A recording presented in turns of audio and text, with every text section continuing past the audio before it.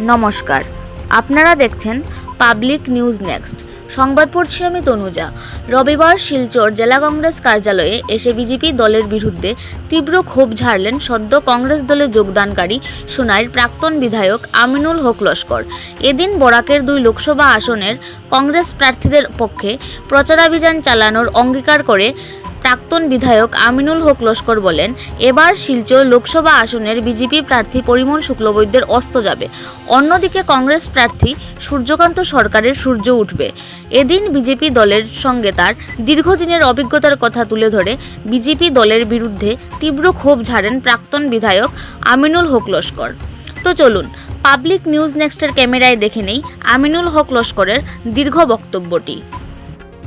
দীর্ঘদিন কংগ্রেস দলের হয়ে জনসাধারণ সেবা করে গেছেন স্বর্গীয় মহিতুল পুরকাইস্ত, স্বর্গীয় মনুলক চৌধুরী সাহেব, স্বর্গীয় সন্তোষ মন্দের, স্বর্গীয় দীনেশ প্রসাদ গোয়ালা, স্বর্গীয় কর্ণেন্দু ভট্টাচার্য এবং কয়েকদিন আগে, শুধুমাত্র কয়েকদিন আগে 2011 8 ফেব্রুয়ারিতে আমি ভারতীয় জনতা পার্টিতে অংশগ্রহণ করেছিলাম। গত 20 তারিখে 13 বছরের যেটা বিজেপির লোকের সম্পর্ক, এই সম্পর্ক আমি ত্যাগ করেছি যে বিজেপি থেকে ত্যাগ করে আমি জাতীয় কংগ্রেসে অংশগ্রহণ করেছি। অনেকের মনে আসবে যে আপনি এতদিন বিজেপিতে ছিলেন, হঠাৎ করে কেন কংগ্রেসে আসলেন? আমার আজ থেকে প্রায় 8 মাস আগে, 6-7 মাস 8 মাস হবে, সোনাই কংগ্রেসের যারা কার্যকর্তা, যারা সোনাই কংগ্রেসের মধ্যে যারা জেলা কংগ্রেসের পদাধিকারী আছেন, সোনাই ব্লকের পদাধিকারী, সোনাই থেকে যারা কংগ্রেসের নির্বাচিত প্রতিনিধি, এরা প্রায় 250 জনে একটা প্রেয়ার দিয়েছেন আমাকে যে আপনি কংগ্রেস দলে জয়েন করুন,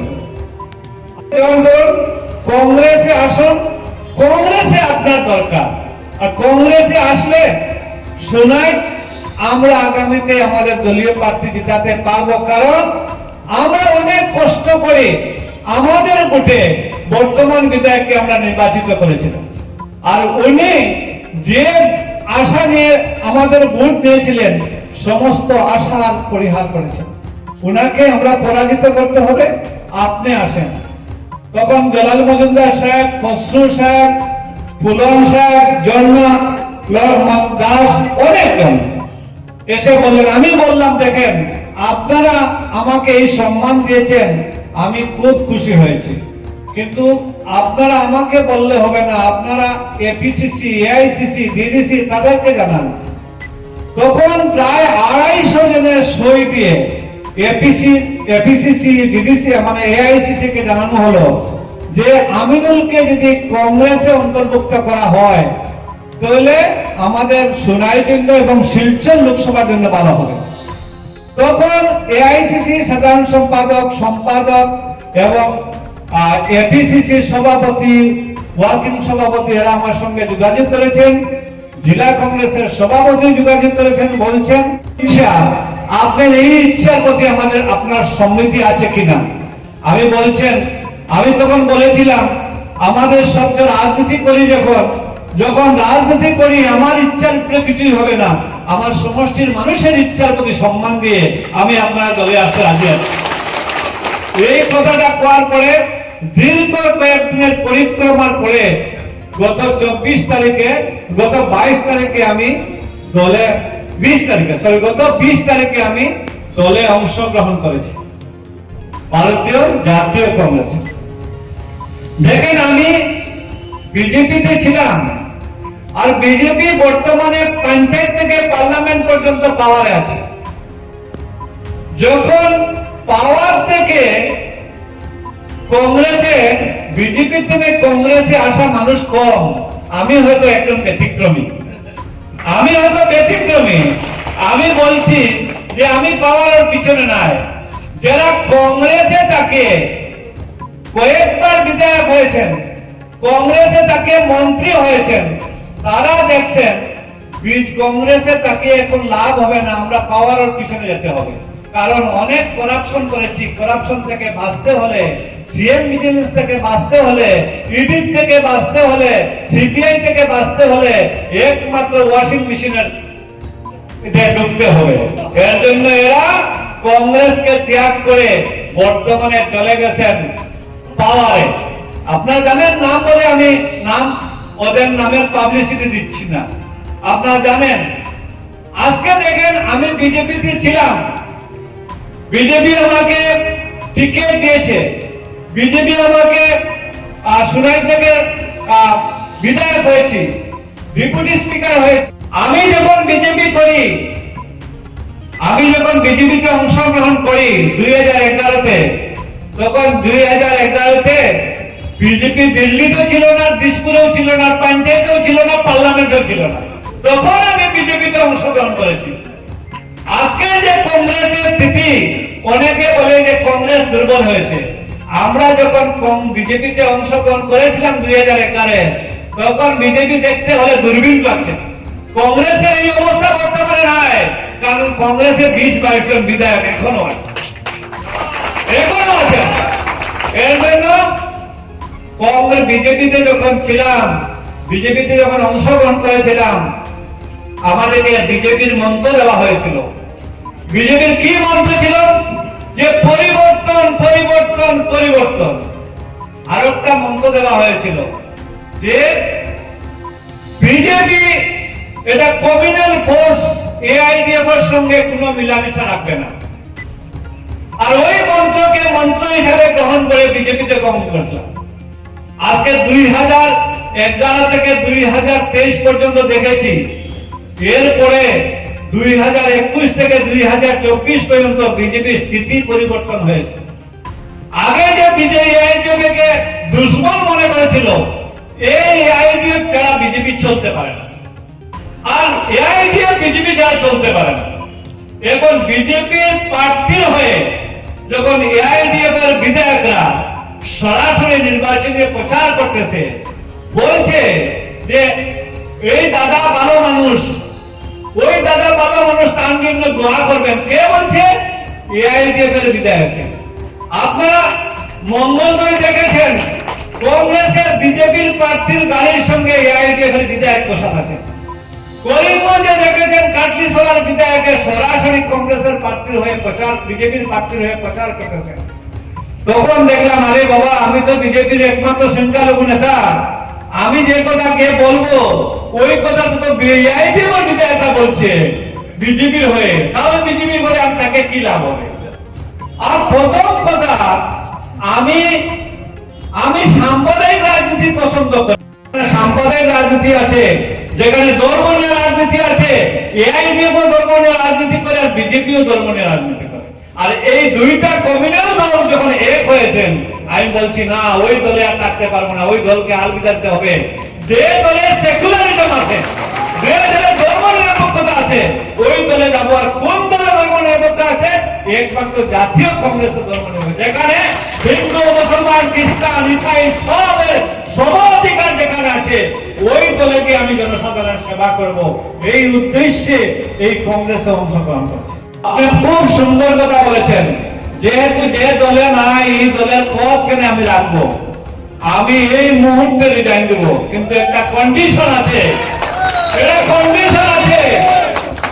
কন্ডিশন আছে। দীর্ঘদিন উত্তর করিমগঞ্জ কংগ্রেসি ভোটাররা কংগ্রেসের হাত প্রতীক চিহ্ন ছাপ দিয়ে যাকে বিধায়ক করেছিল, ওই বিধায়ক যদি কংগ্রেস থেকে বিধায়ক পদ থেকে রিজাইন দেন, বলেন আমি কংগ্রেসের মুঠে বিধায়ক হয়েছি, যেহেতু এখন বিজেপিতে গেছি, এই কংগ্রেসের প্রতীক চিহ্নের পাছা পেয়ে বিধায়ক আমি থাকবো না। আপনি বলেন, আমি মুখ্যমন্ত্রীকে অনুরোধ করছি যে আপনারা হয়তো বলবেন কমলাক্ষ দেবপুরকাস্ত আর সিদ্দিক আহমদকে ওরা যাতে বিধায়ক পদ থেকে রিজাইন দেন। বিধায়ক পদ থেকে রিজাইন দেওয়ার সঙ্গে সঙ্গে আমি আমার মাইনরিটি চেয়ারম্যানের কমিশন থেকে রিজাইন দেব। আমি অপশন রেখেছি, আমি অপশন রেখেছি, কতটা আপনাদের লাজ শরম আছে? আপনারা কমলাক্ষকে নিয়ে নিলেন, আর আপনারা জানেন যারা বিধায়ক থাকেন 3 ভাগের 1 অংশ যদি একসঙ্গে না বাইর হয় তাহলে এন্টি পার্টি ডিফেকশন লয় পেয়ে যায়। আপনার কমলাক্ষকে পুলকাইত কি করলেন? বললেন আমি ওয়ার্কিং প্রেসিডেন্ট রিজাইন দিলাম, আমি যত পোস্ট রিজাইন দিলাম, আর কংগ্রেসের মেম্বারশিপ তারাকে দিলাম। আরে নির্লজ্জ, সবকিছু রিজাইন দিলে কংগ্রেসের মেম্বারশিপ রিজাইন দিতে কি অসুবিধা আছে? কংগ্রেসের মেম্বারশিপ চলে গেলে আর হেলিকপ্টারে উঠতে পারবেন না। হেলিকপ্টারে উঠার জন্য কংগ্রেসের স্যাম্বলের প্রয়োজন হয়। আজকে দেখেন গত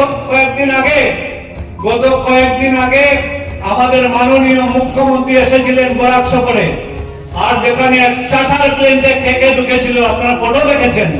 হ্যাঁ, চার্টার প্লেনে যদি চড়ার তো মানে প্রয়োজন, তাহলে কংগ্রেসি বাইরা যে আপনাকে শ্যাম্বুলের প্রতীক চিহ্নের ছাপ দিয়ে আপনাকে কংগ্রেসি বিধায়ক করেছিল, ওই পদটা রিজাইন দেন। এত লোভ কেন ভাই? লোভটা ছাড়েন না। অনেকবার তো কংগ্রেসের মুঠে বিধায়ক হয়ে মন্ত্রীও হয়েছেন। আপনারা জানেন এরা ক্ষমতার লোভী। মাছ যে পানি দ্বারা বাঁচতে পারে না, কিছু মানুষ আছেন পাওয়ার দ্বারা বাঁচতে পারেন না, আর কিছু মানুষ আছেন পাওয়ার ছাড়া। বিজেপি সবচেয়ে বড় দল। আরে বিজেপি শিলচর লোকসভা পরিমল শুক্লবৈদ্য আসামের ক্যাবিনেট মিনিস্টার। পরিমল শুক্লবৈদ্য বাদ দিয়া কোনো এসসি ক্যান্ডিডেট পাইল না। এখন বিজেপি এসসির মধ্যে এত দুর্বল, এসসির মধ্যে এত দুর্বল, পরিমল শুক্লবৈদ্য বাদ দিয়া কোনো ক্যান্ডিডেট পাইল না। পরিমল শুক্লবৈদ্য আপনারা জানেন উনি তো দোলাই মন্ত্রী আসলা, একদম ব্যর্থ এমএলএ, কোন মানুষের কোনো কাজ করতেন না। এর জন্য আগামী লোকসভা ইলেকশনের ভোটো পরিমলের পতন, সূর্যের উদয়। পরিমলের পতন আপনার দেখবা সূর্যকান্ত সরকার বিপুল ভোটে জিতবা। সাংবাদিক ভাইয়েরা আছে যে আমি বলে কি অঙ্ক দিতেছে, যে আমরা অঙ্কটা ধরতেছে না, কিভাবে সূর্য জিতবো? সূর্য মাইনরিটি ভোট 99% পাইব, 100%। সূর্য যেটা আমার সঙ্গে আলাপ করেছে মৈতাই মণিপুরীরা বলছে যে আমরা স্বপ্ন ছিল যে একদিন আমরা লক্ষ্মীপুর থেকে মৈতাই মণিপুরীর কমিউনিটির মানুষ একজন বিধায়ক করব। এই ডিলিমিটেশন যেটা হয়েছে, মৈতাই মণিপুরীরা কোনোদিন আর লক্ষ্মীপুরে বিধায়ক হতে পারবে না। এই মৈতাই মণিপুরীর খুব যেটা, এই খুবটা এই ইভিএম ও মেশিন বই প্রকাশ ঘটাবে। যেটা বিষ্ণুপ্রিয়া মণিপুরী তারা চিন্তা করেছিল রাতাবাড়ি পাতারকান্দিতে একবার তাদের বিধায়ক হবে, আর বিধায়ক ছিল। আজকে পাতারকান্দি ডিলিমিটেশন হওয়ার পরে বিষ্ণুপ্রিয়া মণিপুরীরা পাতারকান্দিতে সমষ্টিতে মাইক্রোস্কোপিক হয়েছে। আজকে বিষ্ণুপ্রিয়া মণিপুরীরা সূর্যকান্তকে ভোট দিবে, মৈতাই মণিপুরীরা সূর্যকান্তকে ভোট দিবে। আজকে যোগীনাথ কমিউনিটির একটা সমষ্টি ছিল বড়তলা সমষ্টি, যেখানে রবীন্দ্রনাথ বিধায়ক হয়েছে, যেখানে কিশোরনাথ বিধায়ক হয়েছে। বর্তমানে বড়তলা যেটা ডিলিমিটেশন হয়েছে, ওই ডিলিমিটেশনে জীবনে আর কোনোদিন বড়তলাতে নাথ কমিউনিটি কেউ জিততে পারবে না। এই নাথরা এবার বলছে যারা আমরা রাজনৈতিক অস্তিত্ব হরণ করেছে তাদেরকে আমরা এবার ছাড়বো না। সব নাথরা এইবার আমার সূর্যকান্তকে ভোট দিবে। বিজেপি যেহেতু এটা আন্দোলনী মামলা দেবো বলছি আমি, বিজেপির যারা মন্ডল আছে তাদের, বিজেপির যারা মন্ডল আছে 21টা মন্ডলের মধ্যে একটা মন্ডলের সভাপতি নাথ কমিউনিটি থেকে নাই। বিজেপির 21টা মন্ডল প্রভারী আছে, 21টা মন্ডল প্রভারীতে একজন নাথ নাই। বিজেপির অনেক প্রেস বডি আছে, প্রেস বডিতে একজন নাথ নাই।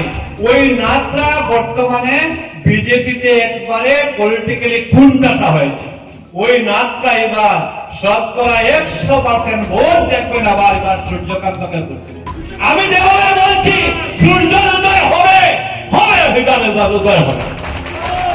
এর জন্য সূর্যকান্তার জন্য আমরা আজকের দিন থেকে এই 24 মার্চের আজকের দিন থেকে আমরা সংকল্প নিতে লাগবে সবে, যাতে আমরা আর ঘরে বসে থাকার সময় নাই। এইবার নির্বাচনটা বহু মহত্বপূর্ণ নির্বাচন। এই নির্বাচনে আমরা আমাদের প্রতিনিধিকে যদি না পাঠাই, তাদের হলে আমাদের অবস্থা আর থাকবে না, বিহীন হয়ে।